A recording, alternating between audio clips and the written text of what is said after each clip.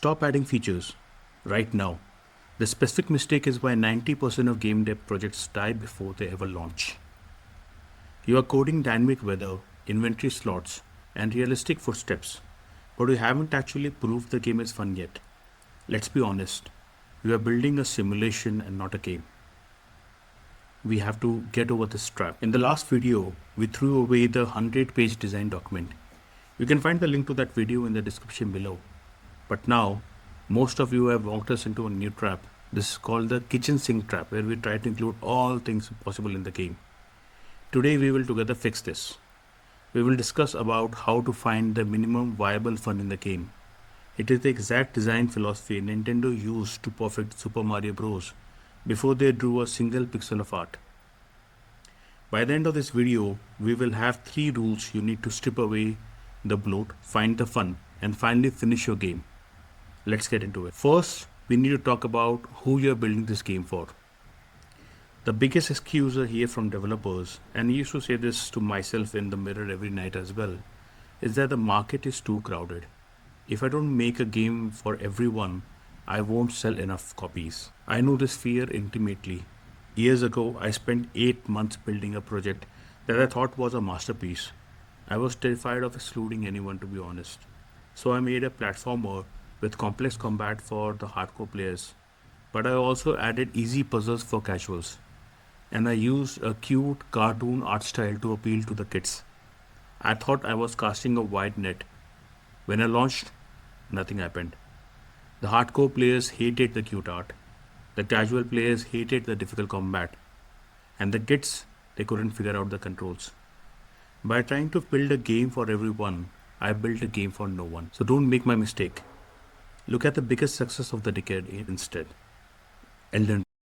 Imagine their design document. From page 1, it effectively stated, this game is not for players who want a relaxing experience.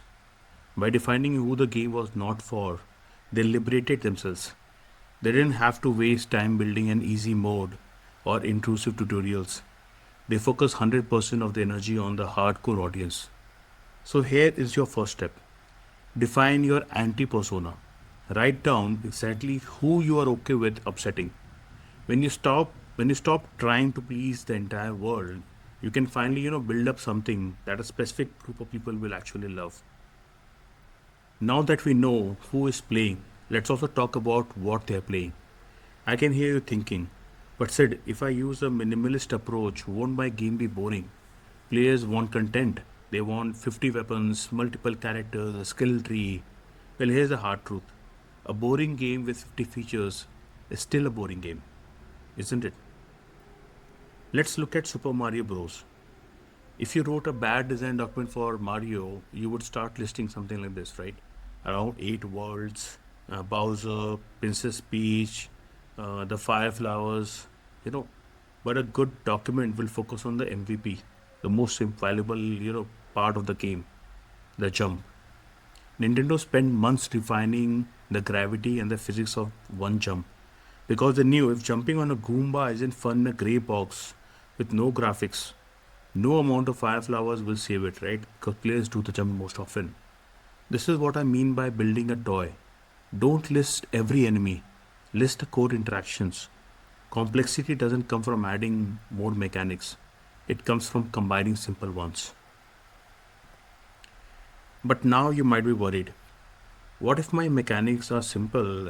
Won't the players find out? Won't they realize it's just a very simple game? I understand the worry because I had the same one.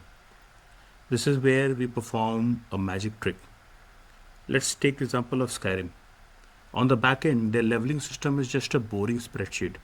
You click a button and a number goes from 10 to 11. That's it. If the players saw that spreadsheet, the immersion would break instantly, right? They would feel like they're working in an office, right? But Bethesda didn't show them the spreadsheet. They showed them constellations. That they took that +1 and turned it into a glowing star in a sky with epic music and sound effects.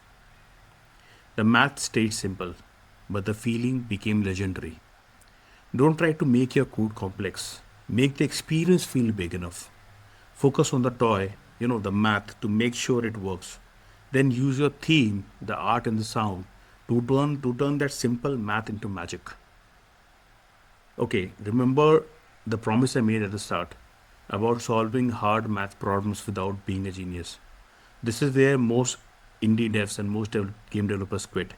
They think I don't know how to balance a complex economy. I am not a mathematician, and the complex that we all have. I had the same.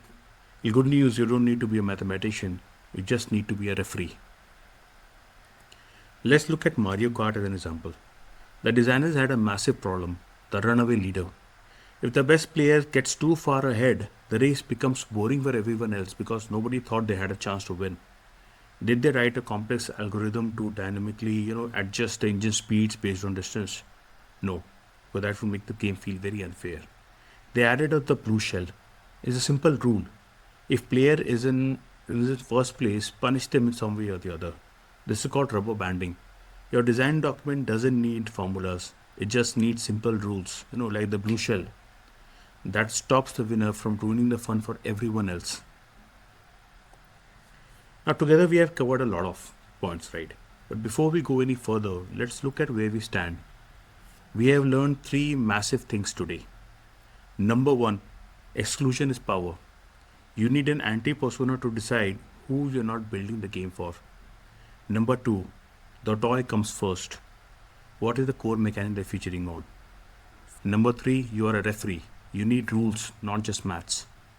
So here is an immediate thing you can do right now to move closer to the finishing game.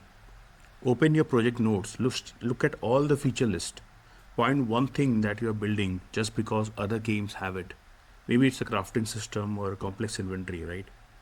When you find it, delete it. If it doesn't serve the toy, like the jump mechanic in Mario we just talked about, or the rule like the blue shell in Mario Kart, right? It is a distraction if it's not adding to the fun or the rules, right? Lighten your load today so you can actually move towards finishing the game. So here is what we can do this week, to even make sure that it helps us even further. First thing is define your anti-persona. Who are you excluding? Then go about defining your MVP. If you strip away all the graphics, is the button press fun enough? Then define your rubber band. How do you keep the game fair? If you do this, you will have a rock solid plan and fun mechanics. But let's be honest, your game currently looks like a bunch of ugly grey boxes and you have zero idea how to actually make money from it. In part 3, we are going to talk about the execution.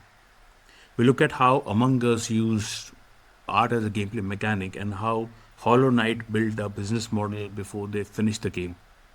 I will be coming soon with a video, so stay tuned for that. I promise I won't be long. Till then, keep building and peace out.